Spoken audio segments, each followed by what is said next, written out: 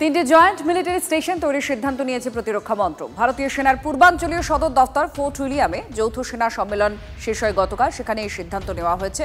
সায়ন্ত আমাদের প্রতিনিধি আমাদের সঙ্গে আছেন, আরো জানাচ্ছেন। সায়ন্ত, এই সিদ্ধান্তটা কেন নেওয়া হয়েছে যে তিনটে জয়েন্ট মিলিটারি স্টেশন তৈরি করতে হবে, কেন আর কি এটা?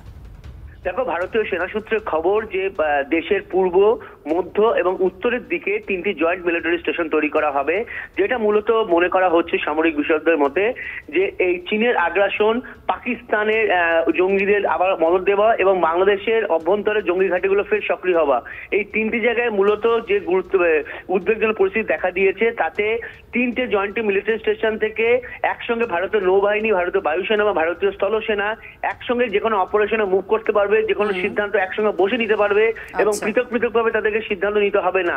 এবং এই কারণের জন্যই তারা জয়েন্ট মিলিটারি স্টেশন তৈরি করা হয়েছে এবং মিলিটারি স্টেশনে বসেই যাবতীয় অপারেশনের ছক তারা করতে পারবে এবং ছক অনুযায়ী, পরিকল্পনা অনুযায়ী তারা কাজও করতে পারবে। সব মিলিয়ে একসঙ্গে যাতে করতে পারে এবং থিয়েটার কমান্ডের যে ভাবনা, তার প্রথম ধাপ হিসাবে এই সিদ্ধান্ত নেওয়া হয়েছে বলে ভারতীয় সেনা সূত্রের খবর এবং আগামী কয়েক মাসের মধ্যে এটি তৈরিও হয়ে যাবে বলে সেনার তরফে জানানো হয়েছে। ধন্যবাদ।